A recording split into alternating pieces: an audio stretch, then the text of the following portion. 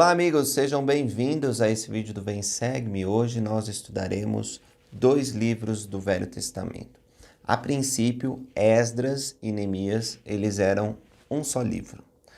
Tanto que Esdras, que ele vai ser um sumo sacerdote bem importante, que vai restaurar a fé do povo, vai inclusive ensinar para eles novamente a lei de Moisés, né? Porque eles ficaram 70 anos exilados na Babilônia.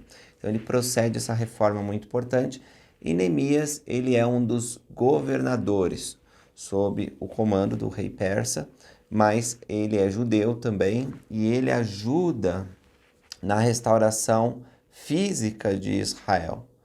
Tem muitas lições espirituais, porque o desejo dele também é voltar o povo a Deus, mas ele reconstrói os muros de Jerusalém. E esses dois personagens, eles convivem, né? Eles vivem no mesmo tempo. Então, a gente vai estudar esses livros e tentar extrair lições importantes para a nossa vida hoje. Nós não vamos estudar todos os capítulos no Vem Segue-me, mas se você tiver um pouquinho mais de tempo, vale a pena olhar os capítulos que não fazem parte dessa designação. A gente vai estudar Esdras 1, depois do 3 até o 7, vai pular para Neemias 2 e vai estudar o 4 ao 6 e depois o 8. Aqui no Vem Segue-me tem a citação do presidente Ezra Taft Ben. Você percebe que Ezra é o nome Esdras, né, em português. Se ele tivesse recebido um nome em português, seria Esdras Taft Benson. Então, eu achei engraçado, porque ele coloca uma citação do profeta que tem o mesmo nome do sumo sacerdote que a gente está estudando, né? Diz assim: a palavra de Deus tem o poder para fortalecer os santos e armá-los com o espírito de maneira que possam resistir ao mal, apegar-se firmemente ao que é bom e encontrar alegria nessa vida. Então, à medida que a gente vai lendo as escrituras e discutindo ela, vejam como que a palavra de Deus ela pode te armar, como que a palavra de Deus ela pode te ajudar a resistir ao mal e se apegar firmemente ao que é bom para que você possa encontrar alegria nessa vida. Vamos lá para Esdras 1. No primeiro ano de Ciro, rei da Pérsia, para que se cumprisse a palavra do Senhor por boca de Jeremias, despertou o Senhor o espírito de Ciro, rei da Pérsia, o qual fez passar pregão por todo o seu reino, como também por escrito, dizendo. Então, antes de ler o decreto dele, deixa eu explicar para vocês, a gente ainda vai estudar o livro de Isaías e Jeremias. Isaías, especificamente, em 2 capítulos, fala o nome Ciro, ele cita o rei da Pérsia. Então ele profetiza que vai ter esse não-judeu recebendo inspiração do Senhor para que o povo disperso, pelo menos uma parte desse povo, possa voltar e reconstruir Jerusalém. Agora, Jeremias, ele também faz essa profecia. Embora o nome Ciro, eu não encontrei nas palavras de Jeremias, ele não cita, pelo menos não chegou até nós. Talvez ele tenha até feito essa profecia, porque aqui diz que para que se cumprisse as palavras do Senhor por boca de Jeremias. Agora, o que Jeremias fala é que o povo vai ser disperso, né? Jeremias é o profeta que antecede a destruição de Jerusalém pela Babilônia. Então ele profetiza, ó, vocês vão ser destruídos, vão ser dispersos, mas depois de 70 anos no cativeiro, vai ter um remanescente que vai voltar. Os nefitas conheciam as palavras de Isaías muito bem, né, muito citado no livro de Mórmon, e também algumas de Jeremias. Então lá no livro de Mórmon a gente também encontra essa ideia de que os judeus dispersos, eles vão voltar e vão reconstruir Jerusalém. Mas o que é interessante nessa passagem aqui? Primeiro, por ser citado o nome de um rei pagão que vai realizar algo para o Senhor. E eu digo isso porque às vezes nós temos essa noção equivocada de que o Senhor só fala para os membros da igreja. E só fala para os membros da igreja que são fiéis, sabe? Aqueles que estão guardando, se esforçando para guardar todos os mandamentos. Não, meus irmãos. O Senhor, ele abençoa todos os filhos dele, conduz todos os filhos dele, mesmo aqueles que não o conhecem como Deus. Deus é tão misericordioso que inspira pessoas para fazerem coisas boas, para realizarem o bem. Então, o Espírito de Deus ele se manifesta em pessoas de outras religiões. Por que não? Lembra, a luz de Cristo, ela é derramada a todos os homens e mulheres para que discernam o certo do errado. E o poder do Espírito Santo pode inspirar pessoas. Nós vemos, por exemplo, na época da grande apostasia, antes da restauração do Evangelho com Joseph Smith, que muitas pessoas foram inspiradas. Eles foram inspirados, por exemplo, para criar a prensa, e um dos primeiros livros foi a Bíblia, para ser divulgado para todas as pessoas. Alguns foram inspirados para dizer, essa não é a igreja verdadeira, e fizeram um movimento de reforma que foi muito importante, que levou a maior liberdade religiosa.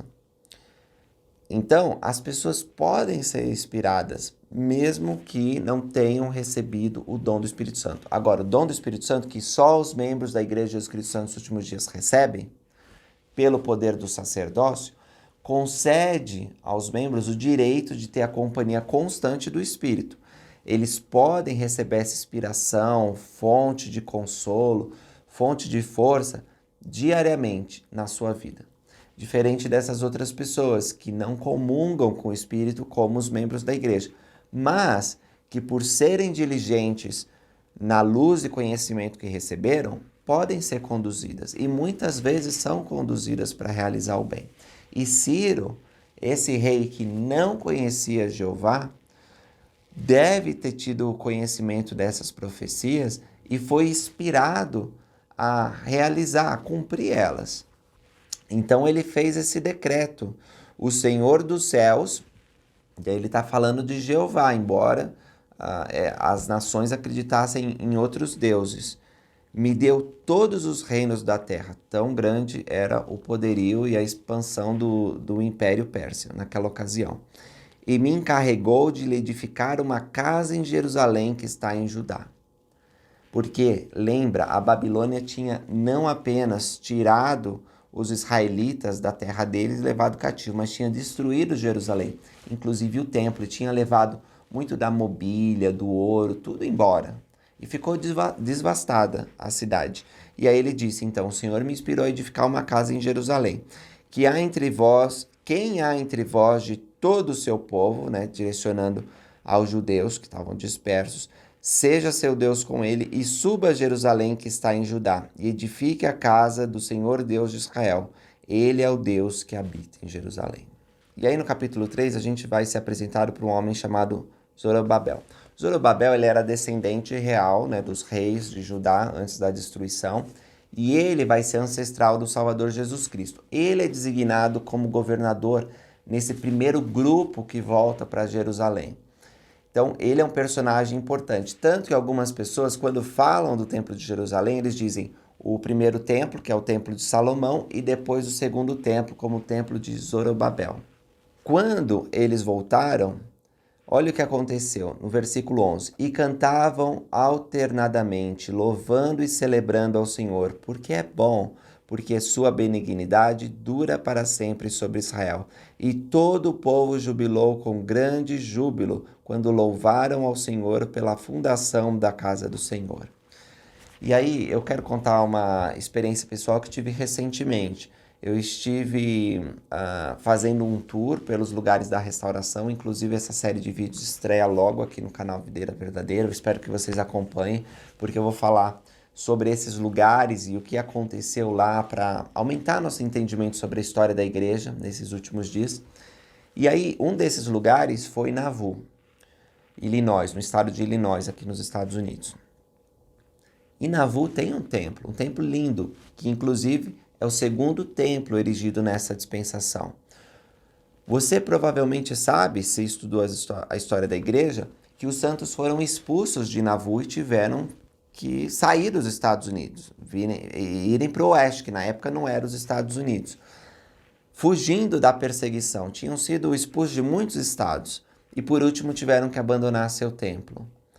E o templo, ele foi destruído, assim como o templo antigo de Jerusalém. Mas, nesses últimos dias, foi reconstruído. E eu lembro da alegria do presidente Gordon B. Hinckley, porque foi um evento tão significativo que foi transmitido para o mundo todo.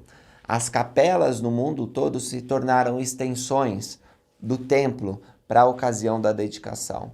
E as pessoas, inclusive, tinham que ter uma recomendação para entrar na capela, e era organizada essa maravilhosa cerimônia, onde nós celebrávamos a restauração e a reconstrução do templo de Navu. Porque depois de tantas e tantas décadas, aquele templo ele foi erguido novamente. E o sentimento que os israelitas tiveram ao ver a reconstrução do templo nessa ocasião foi parecido com o templo de Navu. Talvez você fosse membro da igreja na época. Vocês vão lembrar que cantavam alternadamente, louvando e celebrando ao Senhor, porque é bom. Porque a sua benignidade dura para sempre sobre Israel. E todo o povo jubilou com grande júbilo. E eu lembro do brado de Hosana e da felicidade de ver aquele templo. Então, recentemente, eu estive no templo de Navu. Eu entrei naquele lugar sagrado e realizei uma ordenança por um antepassado meu. E que lindo é poder entrar naquele lugar e ver que o templo do Senhor ele foi reconstruído. Apesar de toda a perseguição, o Senhor se lembrou do seu povo e permitiu que esse templo fosse novamente erigido. E esse era o sentimento que tinha o povo de Israel. Muitos dos sacerdotes e levitas e chefes dos pais já velhos, que viram a primeira casa sobre o seu fundamento, vendo perante os seus olhos essa casa, choraram em altas vozes, mas muitos levantaram as vozes com júbilo, com alegria. Então imagina, esses idosos, eles tinham visto Jerusalém há 70, 80 anos atrás em seu esplendor, na época de Zedequias, o último rei de Israel. E quando eles puderam retornar e ver que a casa estava sendo erguida novamente e que as ordenanças estavam sendo restauradas e o povo de Israel reunido, ainda que pouco, do povo, eles choraram. Eles choraram por muitos motivos. Primeiro, pela alegria de ver tudo aquilo, como eu tenho mencionado para vocês, mas também isso não teria acontecido se o povo de Israel não tivesse caído em iniquidade. Se o povo de Israel não tivesse traído seu Deus muitas e muitas vezes. Recusado os profetas, matado e expulsado os servos de Deus. Então, o choro deles era uma mescla de alegria e tristeza, Mas diz aqui que as vozes de júbilo eram mais altas, Então, ecoaram com alegria.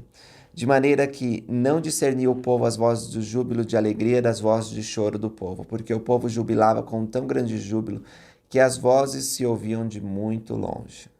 Bom, o que vai acontecer no capítulo 4 é que os samaritanos vão oferecer ajuda para reconstruir o templo. O que acontece? Os samaritanos eram uma mescla do povo de Israel, que eu falei na aula passada, com povos gentios. E os samaritanos, eles tinham se desviado da verdadeira adoração de Jeová. Os israelitas, eles não permitiram que os samaritanos ajudassem na construção do povo. Isso podia levar a muitos problemas. Por exemplo, os samaritanos, que aparentemente tinham uma boa intenção, podiam no futuro dizer: não, nós ajudamos no templo, nós temos direito sobre esse templo, nós queremos realizar os nossos rituais aqui, que não eram da verdadeira adoração de Jeová. Então eles disseram assim: não, muito obrigado, mas a gente não quer sua ajuda, a gente não quer se envolver com vocês. É por isso que o povo da terra, diz aqui, debilitava as mãos do povo de Judá, inquietava-os no edificar. Subornaram contra eles conselheiros para frustrarem o seu conselho. Então, eles tentavam ir lá no rei da Pérsia e dizer: olha, eles estão construindo esse templo, eles vão se revoltar contra a Pérsia, muito cuidado, olha como foi no passado, eles querem restituir os reis de Israel. E eles ficavam assim, todos os dias, diz, falando com os reis da Pérsia. E aqui, vai ter uma carta que eles vão enviar, esses outros povos que estão ao redor, Samaria, mas também tem outros, árabes e outros povos que estão lá ao redor dos judeus, que não estão felizes com essa volta dos judeus. a Jerusalém. E eles vão escrever para o rei o seguinte, aqui já é o rei Artaxerxes, tá? Que sucedeu o rei Ciro. Saiba o rei que os judeus que subiram de ti vieram a nós a Jerusalém e edificaram aquela rebelde e malvada cidade, e vão restaurando os seus muros e reparando os seus fundamentos. Agora saiba o rei que se aquela cidade se reedificar e os muros se restaurarem, não pagarão os direitos, os tributos, os pedágios, e assim se prejudicará a renda dos reis. Bom, o ciúme, a inveja, a ira desses outros povos não adiantou. Porque os muros, como nós vamos estudar no livro de Neemias daqui a pouco, eles foram restaurados num tempo recorde. Cerca de 52 dias os muros foram levantados e nada impediu, mesmo que houvesse uma grande pressão, né? E os israelitas tinham que trabalhar junto com a espada e dormir lá junto com a espada, com medo de que os inimigos viessem impedir tanto a construção do muro como a restauração do templo. Mas isso não aconteceu, nada impediu. E continuou. Inclusive, mais para frente, a gente vai ver que mesmo que há uma ordem de impedir, depois o rei volta atrás e diz não. Vai um outro grupo de judeus e eles continuam a reconstrução. E olha, no capítulo 5 é mencionado que Israel estava sendo conduzida por profetas. Tinha aqui o profeta Ageu e o profeta Zacarias, e eles profetizavam em nome do Senhor. Mas a perturbação dos vizinhos continuou. Quem vos deu ordem para edificar essa casa e restaurar esse muro? Eles disseram. Bom, aí o outro rei que sucedeu, chamado Dário, deu ordem e buscaram na casa dos arquivos para ver se havia realmente esse decreto de Ciro para que eles pudessem reconstruir a cidade de Jerusalém. E foi achado que esse decreto era real, porque os inimigos nessa época estavam dizendo não houve decreto nenhum. E aí, no versículo 7 do capítulo 6, diz o seguinte: deixai prosseguir a obra dessa casa de Deus, para que o governador dos judeus e os anciãos dos judeus edifiquem essa casa de Deus no seu lugar.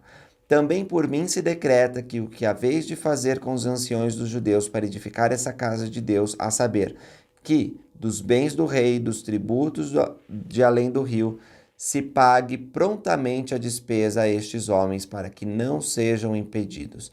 Também por mim se decreta que todo homem que mudar esse decreto, um madeireiro se arrancará de sua casa e, levantado, o pendurarão nele. E da sua casa se fará, por isso, uma altura. Então, olha só, uma grave pena para quem impedir que o decreto do rei seja cumprido. A pessoa seria morta e a casa destruída. O Deus, pois, que fez habitar ali o seu nome, derrube todos os reis e povos que estenderem a sua mão para o mudarem e para destruírem essa casa de Deus que está em Jerusalém. Eu, Dário, dei o decreto, apressuradamente se faça.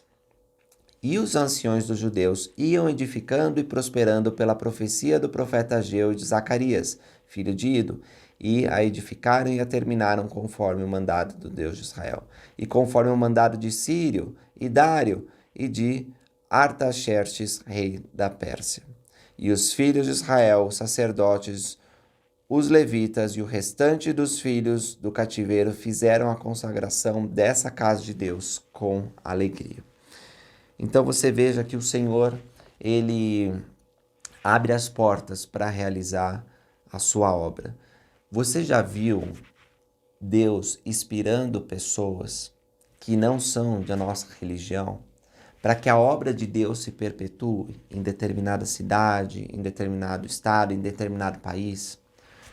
É maravilhoso ver que os procedimentos de Deus não podem ser impedidos e que muitas vezes ele usa pessoas e meios que são inesperados, como foi o caso aqui, né? E mesmo que surja uma grande oposição, ela não pode impedir os decretos de Deus. E a casa de Deus foi erguida, as ordenanças de Deus foram restauradas, Israel estava dando ouvido aos profetas de Deus e celebraram a festa dos pães ázimos por 7 dias com alegria, porque o Senhor os tinha alegrado e tinha mudado o coração do rei da Síria a favor deles, para lhe fortalecer as mãos na obra da casa de Deus, o Deus de Israel.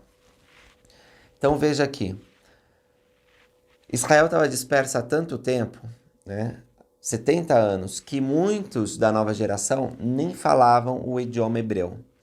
Por isso é que nós vamos ver, se vocês estudarem Esdras aqui, que ele tem que ler e explicar as escrituras, tem que ter uma interpretação, porque eles não entendem mais. Os rituais da lei de Moisés, eles foram proibidos de realizar enquanto estavam dispersos. Quando acontecia a primeira vez alguma festa, era um motivo de grande alegria, porque eles sentiam essa conexão não apenas com seus antepassados, com a história gloriosa de Israel do passado, mas eles sentiam a conexão com o verdadeiro Deus. E foi uma época de grande júbilo, uma época de restauração. E Esdras subiu de Babilônia e era escriba hábil na lei de Moisés, que deu o Senhor Deus de Israel segundo a mão do Senhor seu Deus, que estava sobre ele, o rei que lhe deu tudo quanto lhe pedira. Aqui no livro de Esdras é onde a gente vê a instituição da sinagoga, que nós vamos ver de modo recorrente lá no Novo Testamento, né? Então, a religião deles aqui, ela é institucionalizada de uma maneira que talvez não existia antes. Existia a religião em Israel, sempre existiu, né? Às vezes ela era plenamente desenvolvida quando o povo era reto, às vezes tinha épocas de apostasia, mas aqui ela é instituída de uma maneira muito parecida com o que vai se perpetuar no Novo Testamento. Esdras tinha preparado o seu coração para buscar a lei do Senhor e para cumpri-la e para ensinar em Israel os seus estatutos e os seus decretos. Então, porque Esdras, ele tinha o coração propenso para aprender a lei de Deus, ele estava disposto, ele era receptivo ao Espírito de Deus, ele pôde aprender a lei tão bem, de modo que era fácil para ele transmitir e explicar. Além disso, ele cumpria a lei, né? Por isso ele sabia do valor das Escrituras. Assim devemos ser nós também. Nós devemos incorporar as palavras da vida eterna no nosso coração. Você pode pensar, eu não estou entendendo muito das Escrituras, Lucas. Eu leio, mas eu não consigo absorver bem. Continua lendo, continua estudando, vai com fé. É incrível que as pessoas que às vezes pensam que não estão entendendo muito bem as Escrituras, mas se dedicam todo dia para ler, quando surge alguma necessidade, como responder perguntas sobre o Evangelho ou esclarecer algum ponto doutrinário, o Espírito Santo faz essas pessoas lembrarem desse estudo constante. E pode parecer para elas um milagre, mas elas testificam muito bem sobre a palavra de Deus. E elas até ficam impressionadas com elas mesmas. Dizem, nossa, eu nem sabia que conseguia explicar as Escrituras assim. Mas isso não é ela mesmo. Mas por ela ter se esforçado, o Espírito, ele consegue ver nessa disposição o esforço suficiente para operar um milagre. Então, convido vocês a estudarem constantemente as Escrituras, porque na hora precisa, o Espírito vai colocar na sua mente as ideias, vai colocar na sua boca as palavras, e você vai ser capaz de transmitir a palavra de Deus. Uma outra coisa importante aqui é que se você for chamado para ensinar, como Esdras foi, você pode receber esse dom que ele tinha, de ensinar em Israel os seus estatutos e os seus decretos. O que você precisa, o que é mais importante, é ter essa vontade, é estar preparado o seu coração para buscar a lei do Senhor. Então, convido você a fazer isso e você será abençoado. Tem uma coisa aqui que eu quero dizer, que não está muito relacionada ao texto, mas a forma que eu ensino a vocês. Algumas pessoas nos comentários, já há bastante tempo, reclamam, Lucas, você não menciona a referência, onde você está lendo, né? Qual é o versículo, qual é o capítulo. Às vezes eu faço isso. Às vezes, inclusive, eu destaco para vocês aí no título, Às vezes até eu destaco no vídeo onde está a escritura, quando eu quero realmente pontuar e eu quero que vocês leiam a escritura. Agora, frequentemente, eu vou correndo o texto da designação sem estar preocupado qual é o capítulo, qual é o versículo. Existem dois motivos. O primeiro é para a fluidez daqui da aula. Então, ficar parando toda hora para falar a referência e o versículo pode interromper o modo como a aula é apresentada. O segundo e mais importante motivo vem de uma experiência que tive quando era um missionário. O Elder David E. Bednar, do Quórum dos 12 Apóstolos, visitou minha missão. Enquanto ele ensinava, e era maravilhoso o ensinamento dele, tenho na memória muitas das coisas que ele ensinou naquele dia, ele disse, em resposta a um missionário que levantou a mão pedindo: Elder Bednar, onde está essa escritura? Porque assim como eu, ele apenas compartilhava a escritura e não dizia aonde estava, né? Às vezes ele dizia, mas grande parte das vezes ele não mencionava o versículo, ou capítulo, ou a referência na conferência geral, de onde ele estava tirando aquela ideia. E aí ele respondeu bem direto para o missionário, dizendo o seguinte: se eu disser para você aonde está essa passagem, você vai esquecer. Mas se procurar por si mesmo, jamais esquecerá. E isso foi interessante e fez sentido para mim, porque a fé não é apenas uma manifestação de crença, é também a ação. Aliás, a fé sem as obras é morta. Então, se nós ouvíssemos com fé, nós precisávamos agir colocando em prática. E uma das maneiras de fazer isso era buscar por nós mesmos quais eram aquelas escrituras e ensinamentos que haviam sido proferidos pelo apóstolo do Senhor. Assim sendo, eu não vou mencionar sempre as escrituras, aonde está, está nesse versículo, está nesse capítulo. Muitas vezes eu faço, mas quando não fizer, não comente, por favor. Lucas, por que você não... É para que você possa estudar, é para que você possa ler, é para que você possa marcar suas escrituras, é para que você possa ter suas próprias experiências espirituais. Porque você acha que esse vídeo do YouTube vai ser suficiente para a sua salvação eterna? Para compreender as escrituras conforme Deus quer que você compreenda? Eu fico feliz que muitos de vocês assistem esse vídeo, compartilham, comentam. Realmente, gente, é uma coisa que me motiva a estudar mais, para trazer aqui para vocês o melhor que eu posso oferecer. Mas a minha aula e qualquer outra aula que você assiste na igreja, seminário, instituto, na sua casa, é apenas uma parte. O mais importante ocorre com sua experiência personalizada, lendo as escrituras. Então, convido vocês a estudar a designação por si mesmo, individualmente, ter suas próprias experiências, e marcar suas escrituras e lembrar de onde está a determinada parte, porque aquilo foi significativo para você. Tá certo?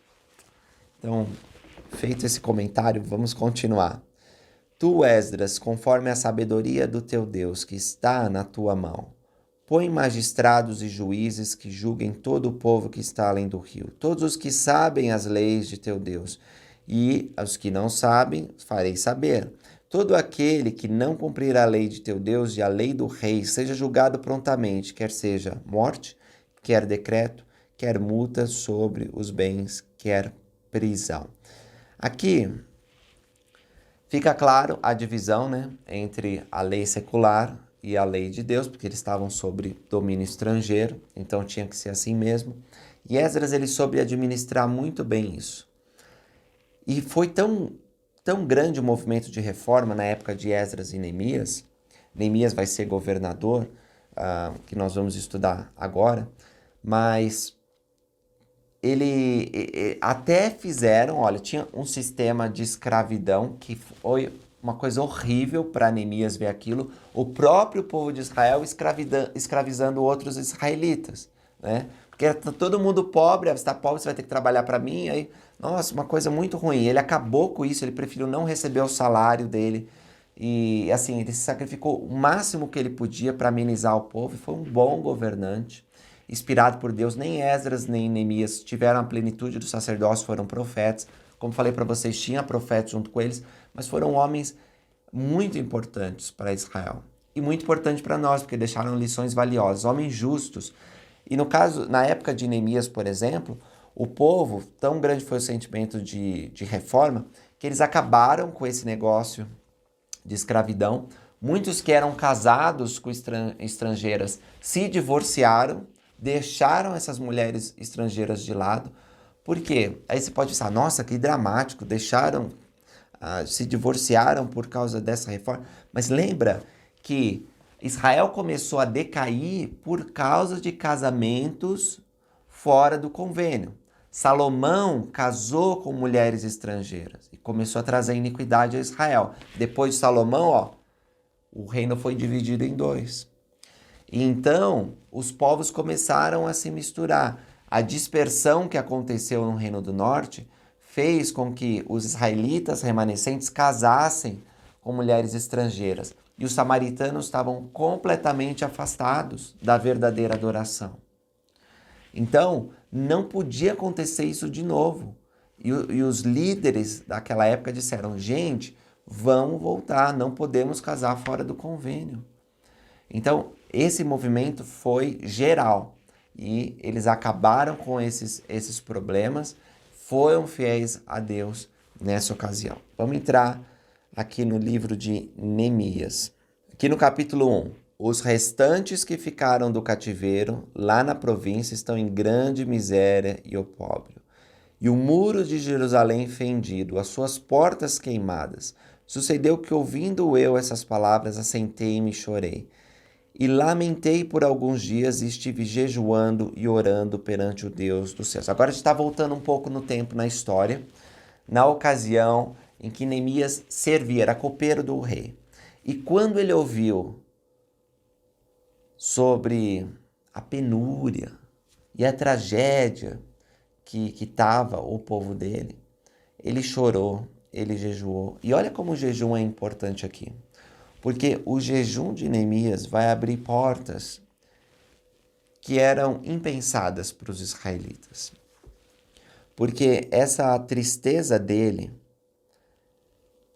lembrando, do cativeiro, das palavras de Moisés, que disse, se vós transgredirdes, eu vos espalharei entre os povos. E vós vos convertereis a mim, e guardareis os meus mandamentos, e os cumprireis. Então, ainda que vossos rejeitados estejam na extremidade do céu, de lá os ajuntarei e os trarei ao lugar que escolhi, para ali fazer habitar o meu nome. Então, ele se lembrou dessa promessa. Talvez naquele momento de reflexão, de jejum, ele falou, é verdade que Deus disse que ia nos dispersar. Mas ele disse que se nós fôssemos fiéis, ainda que nós estivéssemos espalhados nas extremidades, ele nos reuniria. E isso foi um motivo de esperança para Neemias. E aí, no capítulo 2, o rei percebeu que tinha alguma coisa diferente com o copeiro dele.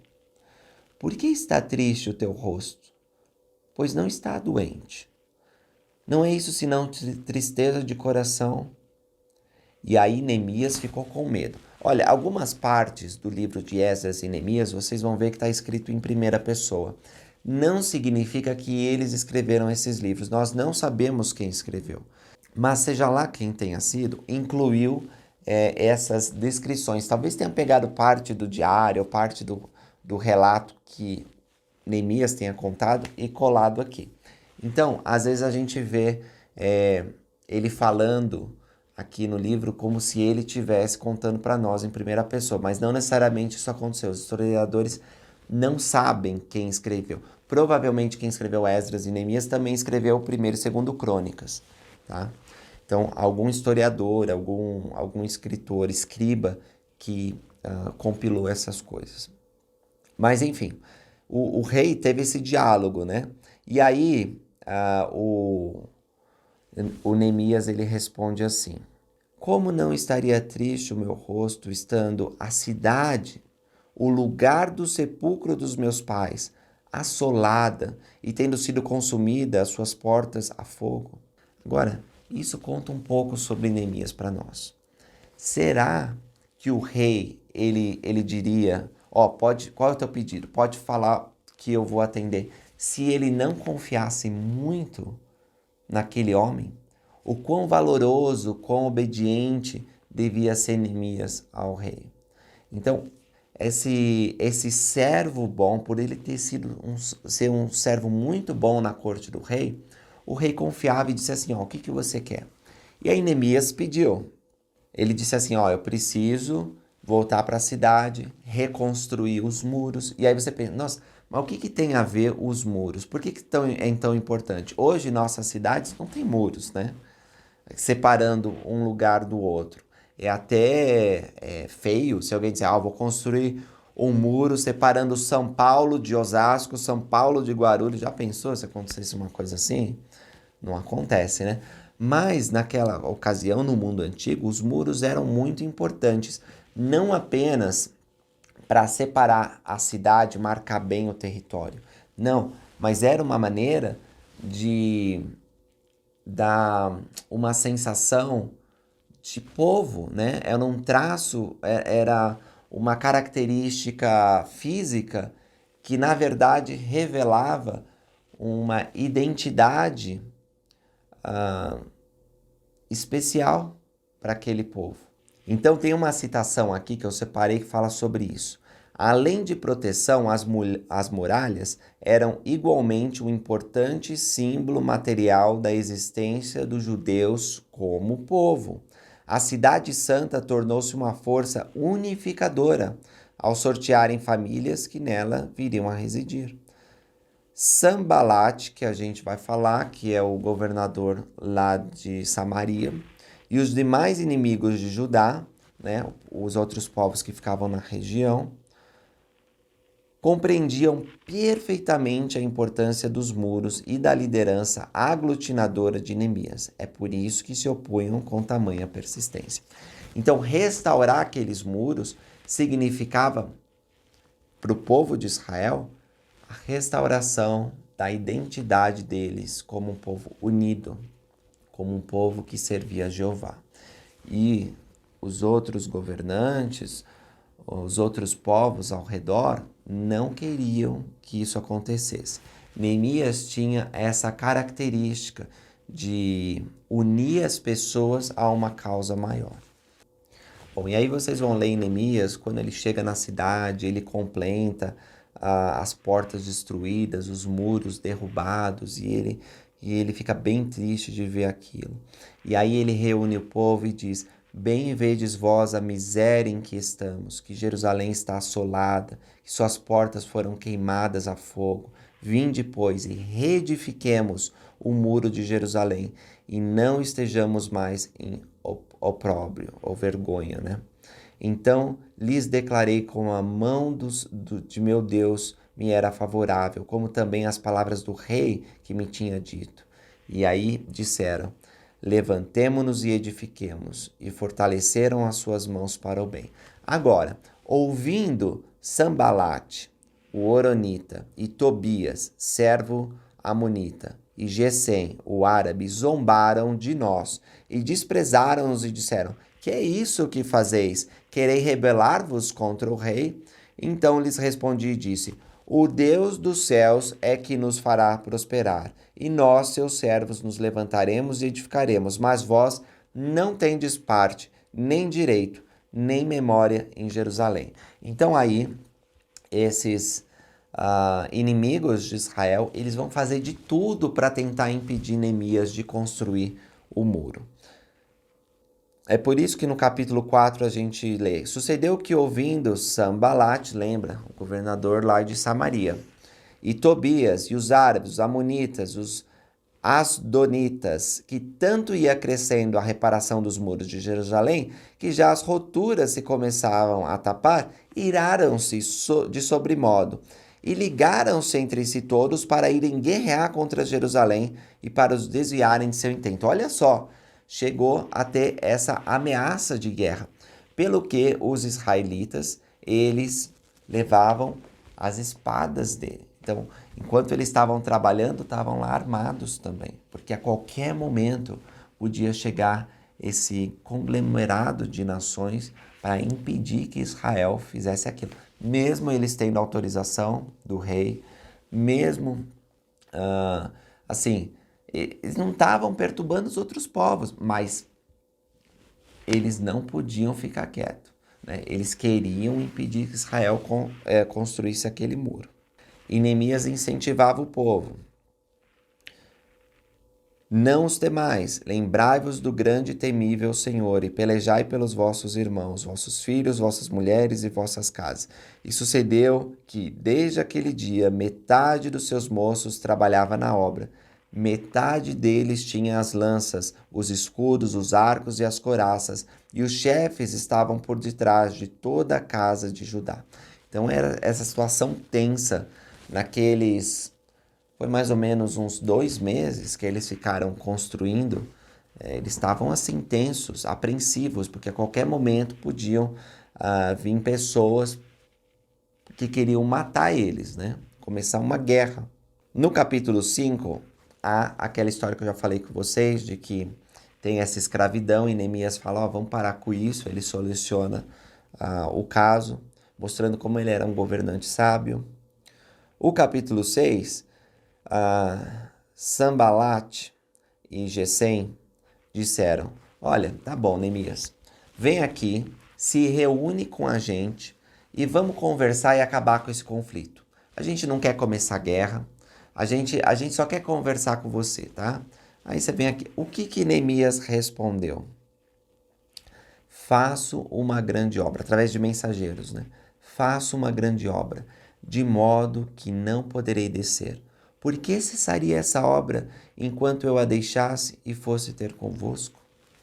E por várias vezes, esses governantes iníquos tentaram persuadir Neemias de ir lá conversar com eles.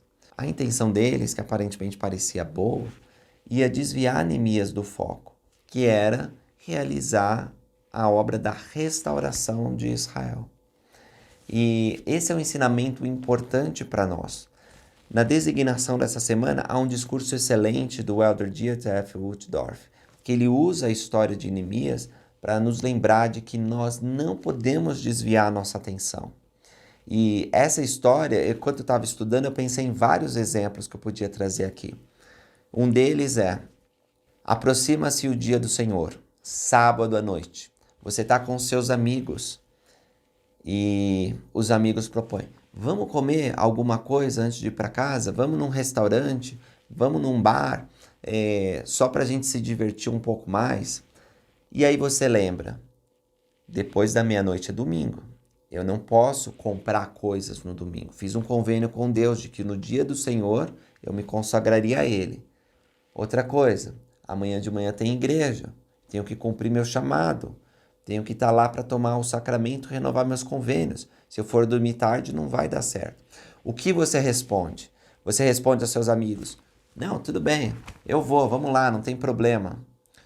Ou você diz, faço uma grande obra, de modo que não poderei descer. Claro que você não precisa citar essa escritura, mas a intenção é, eu tenho um compromisso maior. Eu não gasto dinheiro no domingo, exceto se for extremamente necessário, né? Você tem que comprar um remédio, enfim, tem que fazer alguma coisa assim. Não estou falando disso, mas o seu compromisso é guardar o dia do Senhor e envolve não fazer trocas comerciais nesse dia. E também eu tenho o meu compromisso religioso, eu preciso estar na igreja cedo. Então, meus amigos, eu agradeço vocês pelo convite, eu quero fazer algo, vamos marcar algo, podemos fazer semana que vem, mas amanhã é domingo. E eu tenho minhas responsabilidades na igreja. De modo educado, você dispensa aquele convite. Quem sabe você não vai estar influenciando também aqueles amigos para o bem, ajudando-os a conhecer o verdadeiro Deus de Israel.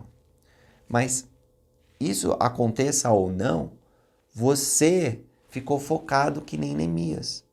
Você disse, estou fazendo uma grande obra, estou levantando esse muro, não posso me desviar desse intento. Outro exemplo, vocês podem mencionar aí nos comentários, vou ficar grato para ler exemplos que vocês têm da sua própria vida ou de outros, de que você não desvia do curso. Um rapaz se aproximou da idade de fazer missão e surgiu uma oportunidade educacional maravilhosa. Uma oportunidade profissional sem precedentes. Uma moça linda que quer casar com ele. Todas essas coisas são maravilhosas. Mas ele foi chamado por Deus para fazer uma missão de tempo integral e separar 2 anos da vida dele.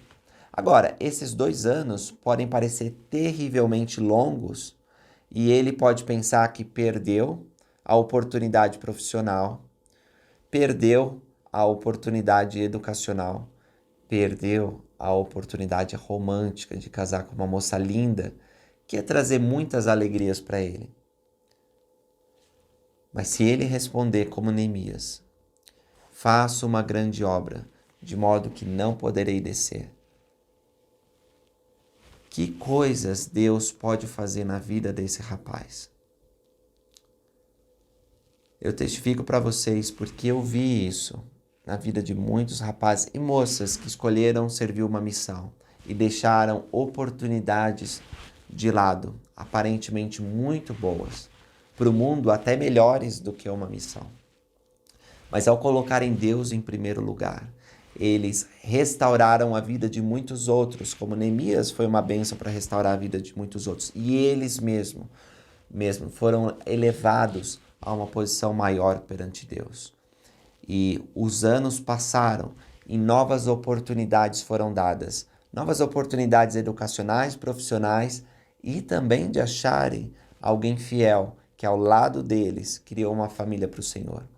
Vocês conhecem outros exemplos? Na sua própria vida, vamos pensar em coisas simples, talvez não tão grandiosas como restaurar um muro na histórica cidade de Jerusalém. Mas você pode decidir a cada momento deixar as tentações e os convites do mundo para colocar Deus em primeiro lugar. Pode ser algo como perdoar alguém, pagar seu dízimo, guardar o dia do Senhor, escolher jejuar.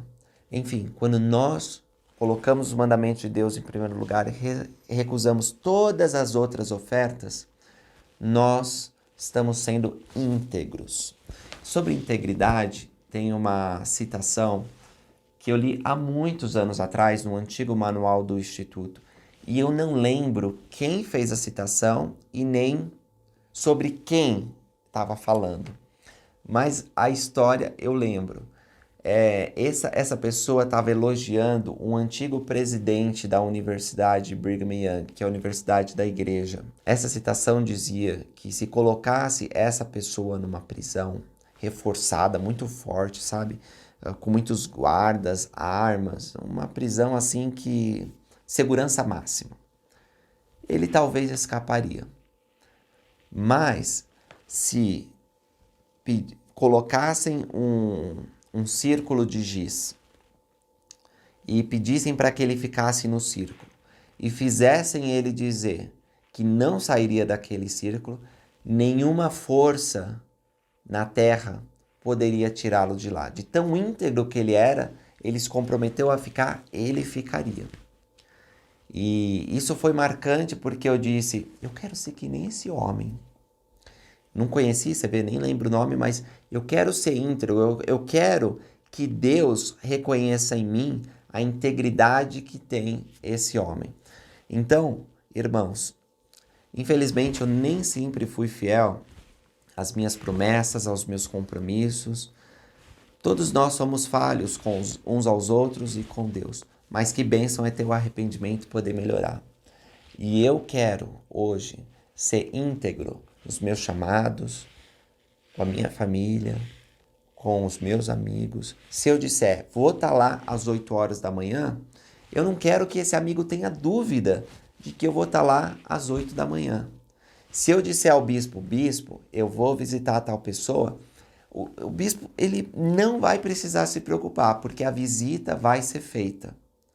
E se ele precisar marcar num relatório, antes de eu prestar contas da minha visita, de que foi feita, ele vai poder marcar com tranquilidade, porque sabe que o Lucas vai fazer essa visita. Então, é assim, esse nível de integridade que Neemias tinha. E é esse nível de integridade que nós precisamos ter. Seja o nosso falar sim, sim, não, não. E o que vai além disso é procedência maligna. E nós não estamos envolvidos. Agora, eles terminaram aquela obra maravilhosa. Sucedeu que, ouvindo, todos os nossos inimigos temeram.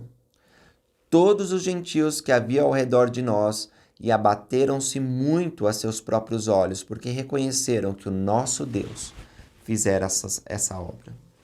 E assim vai ser na nossa vida também. À medida que persistirmos nos mandamentos de Deus, nos compromissos, sendo íntegro, às nossas resoluções, aos nossos convênios, nenhuma força no inferno ou na terra vai poder deter os nossos esforços. E eles vão prosseguir. As pessoas ao redor vão ser obrigadas a reconhecer, mesmo que não tenham fé no Deus verdadeiro, de que Deus fez aquilo. Então, pessoal, essa foi a aula que eu queria trazer aqui para vocês sobre Esdras e Neemias e sobre aqueles judeus que com alegria foram e restauraram a casa do Senhor, restauraram os muros de Jerusalém. Hoje nós temos a oportunidade de ter templos espalhados por todo lugar. Aos falantes de português, nós temos templos no Brasil, nós temos templo em Portugal, Cabo Verde, nós temos templos anunciados para serem construídos em toda parte. E nós, falantes de português, estamos espalhados pelo mundo, Estados Unidos, Japão, Itália, Espanha, tem brasileiros que assistem a gente de toda parte. Nós temos como ir à casa de Deus e adorar. Agora, talvez nós precisemos restaurar a nossa própria vida. Como os muros de Jerusalém foram restaurados, nós precisamos fazer isso. Então, o que você pode fazer para restaurar esses muros espirituais na sua vida? O que você precisa deixar de fazer? Quem você precisa deixar de ouvir? Quais são as prioridades que você deve se atentar? Quão íntegro você é para com o Senhor, nosso Deus? Ao fazer essas perguntas individualmente, sinceramente, você vai notar coisas que pode alterar no seu curso. Faça isso sem demora. Prometo que o Senhor vai te abençoar. Aquela mesma alegria que os israelitas tiveram ao ver Jerusalém de pé novamente em sua glória. O templo com seus utensílios, ouro, sacerdotes oficiando. Foi um momento de tanto júbilo. O livro da lei sendo lido, as promessas de Israel, os profetas guiando o povo. Toda essa alegria pode ser sentida por ti caso você esteja afastado da igreja. Às vezes você já está há 70 anos afastado, como estavam os israelitas. Mas não era tarde para eles, não é tarde para você. Não importa se você está afastado da igreja. Importa que você comece a dar passos para voltar. Então venha ao Deus de Israel e sinta a mesma alegria que os israelitas sentiram naquela ocasião. Obrigado por terem assistido. Encontro vocês no próximo vídeo. Até mais, pessoal.